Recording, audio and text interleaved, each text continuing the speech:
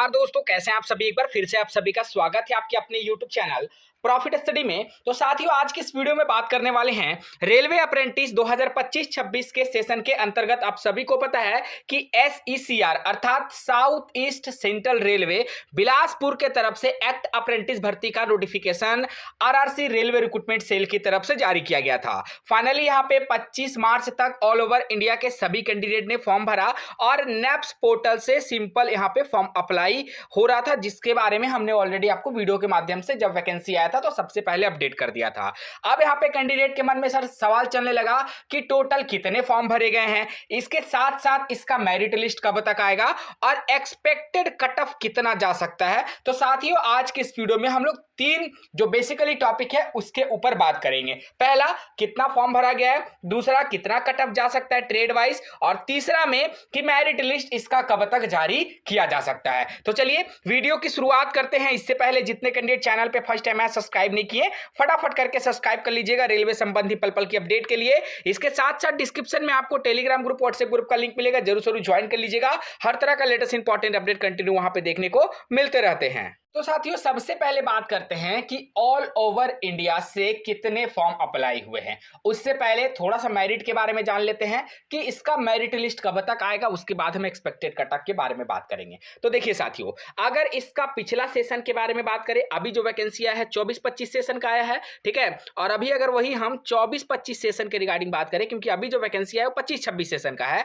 तो 24-25 सेशन में क्या हुआ था कि डॉक्यूमेंट वेरिफिकेशन का मेरिट लिस्ट आपका 2 मई 2025 के डेट में जारी किया गया था, ठीक है। 24-25 सेशन का भी बात कर रहे हैं, 2 मई 2024 के डेट में डीवी का मेरिट लिस्ट यहां पे जारी किया गया था। और वैकेंसी जो है और उसका लास्ट डेट जो है, लास्ट डेट आपका यहां पे था 13 अप्रैल 2024, और वैकेंसी जो आया था वो आपका 12 मार्च 2024 के डेट में आया था। पर इस बार जो वैकेंसी निकल के आया है वो तो आपका फरवरी में ही आ गया, 25 फरवरी 2025 के डेट में, और लास्ट डेट आपका था यहाँ पे 25 मार्च 2025। तो पिछला बार यहाँ पे देखा गया कि जो आपका डॉक्यूमेंट वेरिफिकेशन का मेरिट लिस्ट है वो यहाँ पे 20 दिन में ही जारी कर दिया गया था बिलासपुर की तरफ से, ठीक है। अगर इसी डेटा को देखते हुए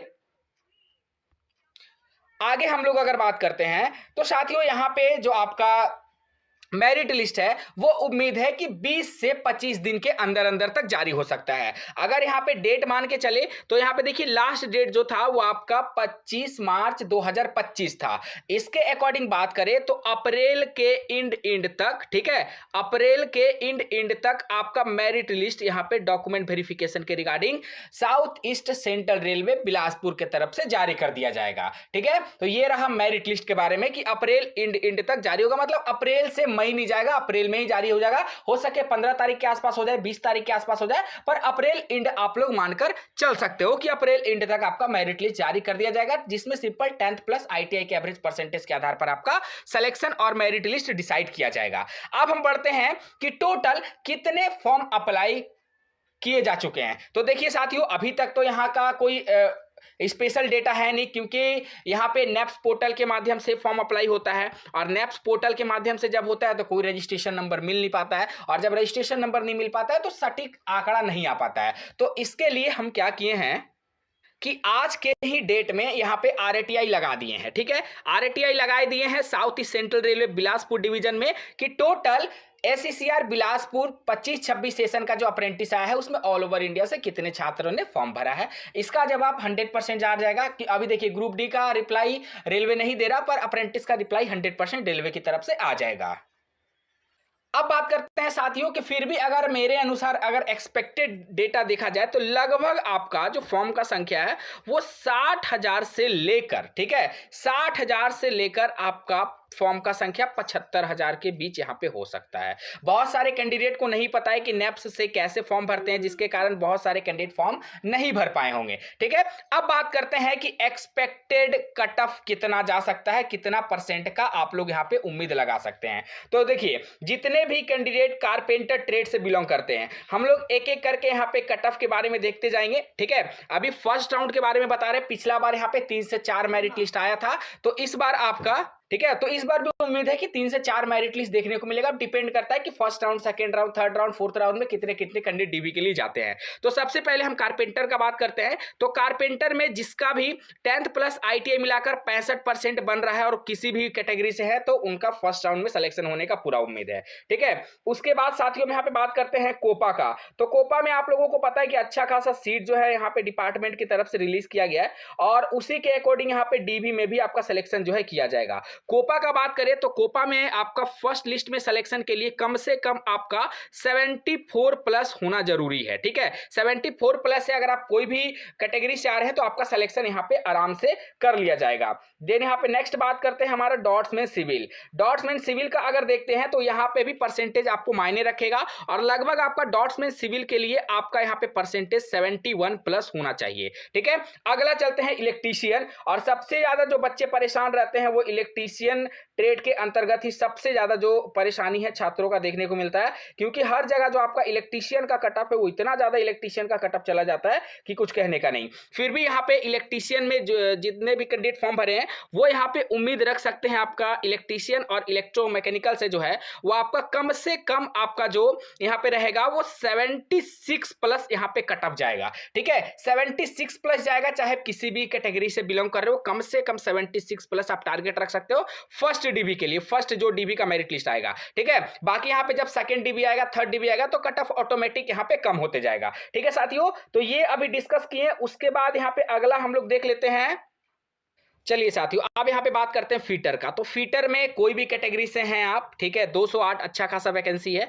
तो आप यहाँ पे 10th प्लस आईटीआई का एवरेज परसेंटेज को लेकर लगभग आप यहाँ पे मान सकते हो कि 72 प्लस, ठीक है, 72 प्लस वालों का सिलेक्शन यहाँ पे आराम से उम्मीद है कि फर्स्ट राउंड का मेरिट लिस्ट में आपको देखने को मिल जाएगा, जिसका भी 72 है। अब मैकेनिस्ट के बारे में बात करते हैं। तो साथियों मैकेनिस्ट में ज़्यादा वैकेंसी नहीं है, वही लगभग यहाँ पे 4 वैकेंसी है और मैकेनिस्ट में 4 वैकेंसी है, तो इसके अकॉर्डिंग आप ही सोच सकते हो कि कट ऑफ इसमें कितना जाएगा। इसमें फिर भी आप उम्मीद रख सकते हो कि लगभग आपका 81 प्लस का फर्स्ट राउंड डीबी में मेरिट लिस्ट में आपका नाम देखने को मिल सकता है। बाकी आपका 7 और 8 सीरियल नंबर में नहीं, 8 और 9 सीरियल नंबर जो है वो आपका पेंटर और प्लम्बर का, पेंटर और प्लम्बर में नॉर्मली कटअप जाता है लगभग 63 प्लस वाले कैंडिडेट का इसमें आराम से सिलेक्शन होने का उम्मीद है।